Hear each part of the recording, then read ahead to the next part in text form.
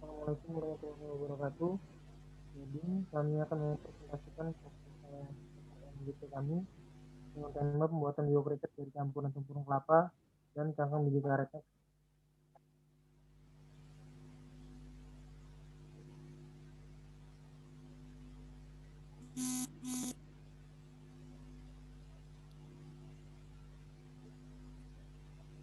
Untuk bab 1, pendahuluan. Dengan latar belakang, bahan bakar fosil merupakan bahan yang tidak dapat diperbarui hingga mengalami penipisan. Untuk mencegah krisis energi, Indonesia harus menggunakan energi secara efisien dan terus melakukan peningkatan dalam pengolahan sumber energi alternatif terbarukan. Biokriket adalah salah satu bahan bakar yang padat dan dapat dibuat dari campuran biomasa dan merupakan bahan bakar alternatif yang murah dan juga dapat dikembangkan secara besar-besaran dengan waktu yang relatif singkat. Biokriket adalah bahan bakar padat terbaru dari campuran biomasa. Bahan bakar yang merupakan bahan bakar alternatif yang dikembangkan secara massal dalam waktu. Biokriket adalah salah satu sumber energi biomasa yang ramah lingkungan dan juga biodegradable. Untuk bahannya sendiri menggunakan tempurung kelapa, di mana tempurung kelapa adalah salah satu buah kelapa yang terletak di dalam dari sabut kelapa yang ketebalan kira-kira 3-6 mm.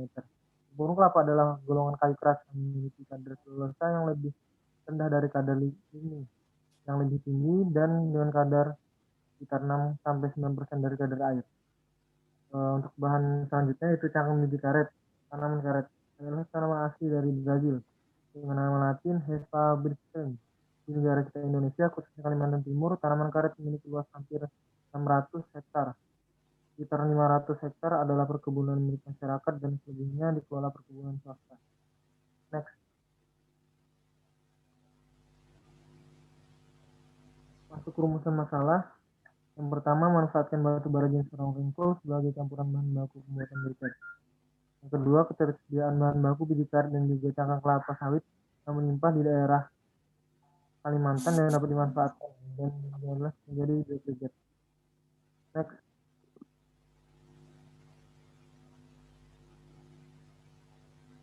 Untuk persiapan bahan bakunya sendiri, biokriket dapat dibuat dari bahan baku yang berbeda, seperti tempurung kelapa dan cangkang biji karet. Bahan utama yang harus ada dalam bahan baku adalah selulosa.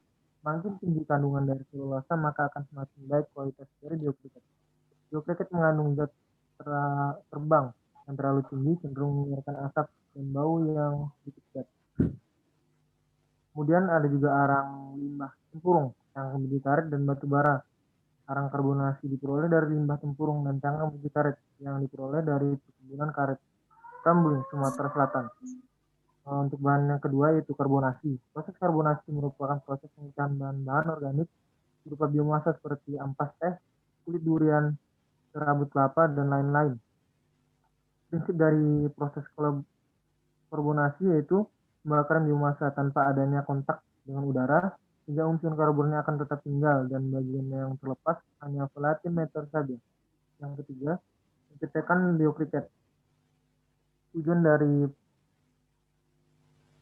pemanfaatan adalah untuk menciptakan kontak antara permukaan bahan yang akan direkat dan bahan perekatnya.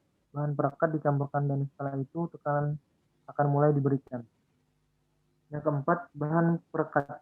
Pembuatan biokriket merupakan perekat atau pengikat yang berfungsi merekatkan partikel zat dalam bahan baku pada proses pembuatan biokriket. Dengan bantuan dari perekat, butir-butir arang dapat disatukan dan bentuk sesuai dengan kebutuhannya. Yang pertama, perekat mengikat organik. Perekat organik merupakan perekat yang sangat efektif. Yang kedua, perekat mengikat anorganik. Perekat anorganik dapat perekat yang akan dapat menjaga ketahanan suatu briket pada proses pembakaran, sehingga briket ini akan menjadi tanaman.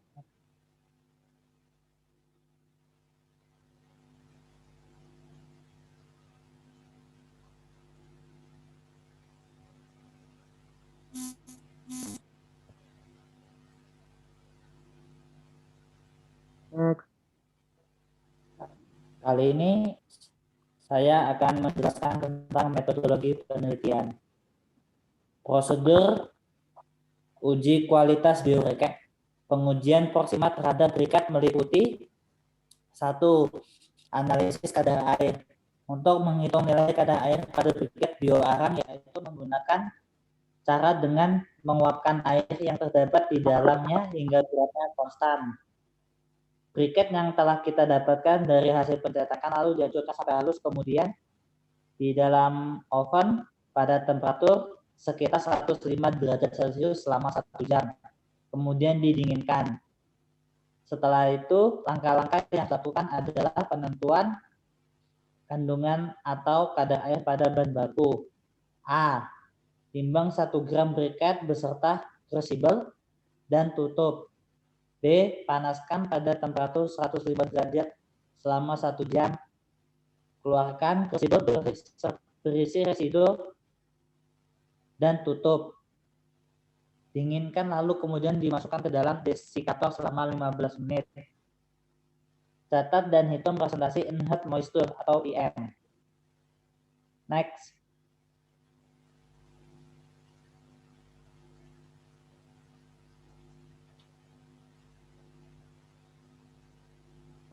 Analisa kadar abu.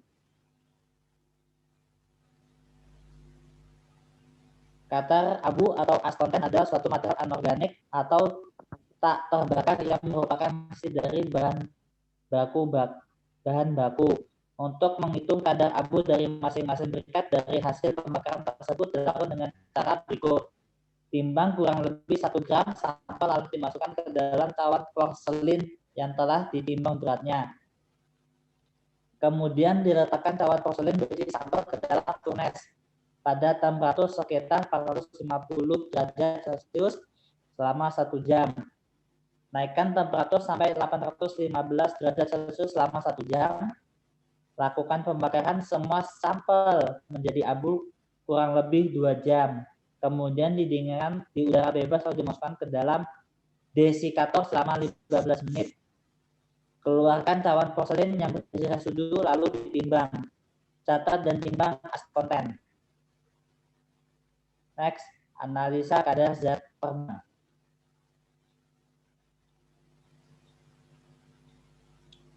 Untuk menghitung, saya ulangin, untuk menghitung kadar zat terbang yang terdapat di dalam briket dari kulit biji dengan campuran kulit buah kakao dan serbuk gergaji adalah sebagai berikut. Panaskan cawan silika dan tutupnya di atas dudukan kawat nikel krom suhu 900 derajat Celcius selama 7 menit. Angkat dudukan dan cawan furnace lalu didinginkan ke atas lempengan logam selama 15 menit, kemudian memasukkan ke dalam desikator. Setelah dingin, timbanglah cawan dan tutupnya. Menimbang kurang lebih 1 gram sampel briket dalam cawan. Katakan permukaan sampel dengan cara mengotok-otok cawan secara perlahan-lahan. Panaskan ke dalam furnace selama 7 menit dengan suhu 900 derajat Celcius. Angkat dan dinginkan dudukan dan furnace ke atas lempengan logam selama 5 menit dan masukkan ke dalam desikator. Hitung kadar zat terbang.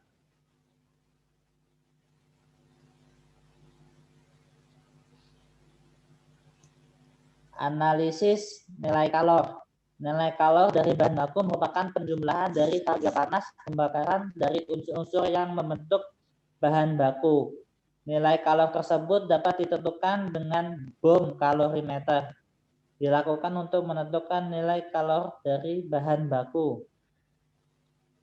Caranya yaitu adalah siapkan peralatan yang digunakan untuk pengujian bom kalorimeter.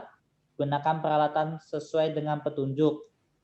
Lalu saklar dihidupkan dan isi dengan air aqueous pada bagian jaket melalui lubang bawah penutup.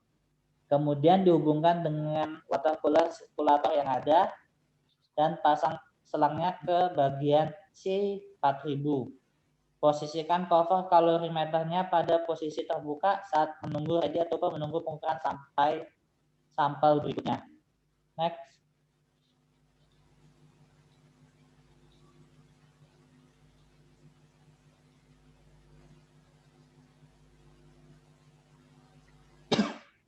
Nyalakan water cooler dan C400 sampai ketinggian airnya berkurang.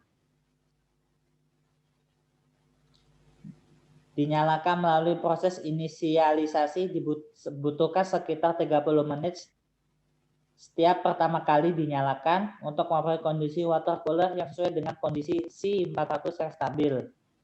Siapkan sampel dan boom heat. Pastikan volume air pada bucket selalu konstan dan suhunya selalu 250 derajat Celcius setiap kali Anda melakukan pengukuran. Masukkan boom heat ke dalam bucket, tutup C400, maka indikator LED hijau akan menyala. Lalu nyalakan timer TI selama 10 menit. Setelah tercapai, catat suhu TI yang ada pada display. Hitung nilai kalor dari sampel. Next.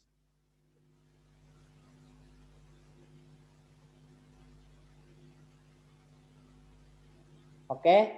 Jadi pada intinya kita pada PKM kali ini kita akan menggunakan batu bara jenis Laurenkol itu kita manfaatkan sebagai bahan campuran dari briket. Briket itu dari campuran biji karet dan tempurung kelapa. Jadi kita menggunakan Laurenkol tersebut sebagai campurannya agar saat terjadi pembakaran itu tidak terjadi bau yang tidak diinginkan. Sekian dan terima kasih. Selamat.